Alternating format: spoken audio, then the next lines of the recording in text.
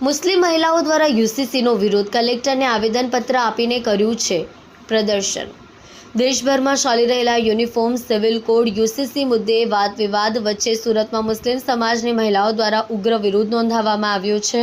મુસ્લિમ મહિલા હિતરક્ષક સમિતિ દ્વારા કલેક્ટર કચેરી ખાતે વિરોધ યોજવામાં આવ્યો હતો, જેમાં મોટી સંખ્યામાં મહિલાઓ હાજર રહી હતી। મહિલાઓએ યુસીસી કાયદાના વિરોધમાં કલેક્ટરને આવેદનપત્ર આપી પોતાનું असंतोष व्यक्त કર્યો હતો। યુનિફોર્મ સિવિલ કોડ એ એવો કાયદો છે જે દેશના તમામ નાગરિકોને એક સમાન નાગરિક કાયદાની રૂપરેખા હેઠળ લાવવાનો પ્રયત્ન છે, જેમ કે લગ્ન, વારસો, દત્તક લઈ લેવી અને સંબંધિત મુદ્દાઓમાં। સરકાર દાવો કરે છે કે આ કાયદાથી તમામ નાગરિકોને સમાન ન્યાય મળશે અને લિંગ સમતાનું પાલન થશે। જો કે વિપક્ષ તેમજ કેટલાક સામાજિક અને ધર્મગત સમૂહોનો દાવો છે કે આ કાયદો તેમની ધાર્મિક આઝાદી પર અટકાઈ દોરી શકે છે।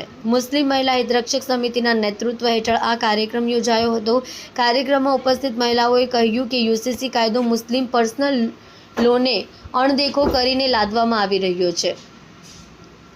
તેમને આ કાયદાથી પોતાના ધાર્મિક હક્કો, પરંપરાગત જીવનશૈલીને ખતરો ઊભો થાય તેવી ચિંતા છે।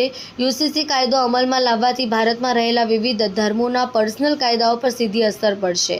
ભારતના બંધારણમાં આપેલા ધાર્મિક સ્વતંત્રતાના હકના વિરુદ્ધ છે। અમે કાયદાને અમલમાં ન લાવવા માટે સરકારને વિનંતી કરીએ છીએ।